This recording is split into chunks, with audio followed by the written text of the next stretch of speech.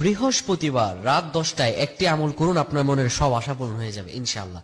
বৃহস্পতিবার রাত 10টায় যদি আপনি আমলটি করতে পারেন, আপনার রিজিক খুলে যাবে, আপনার অভাব অনটন দূর হয়ে যাবে যদি আপনি আমলটি করতে পারেন রাত 10টা যখন বেজে যাবে। অনেক জায়গায় আমরা অনেক সময় ঘুমাই, কিন্তু বৃহস্পতিবার এই রাত্রি জীবনের মধ্যে অত্যন্ত গুরুত্বপূর্ণ একটি রাত। বৃহস্পতিবার রাত 10টা যখন হয়ে যাবে,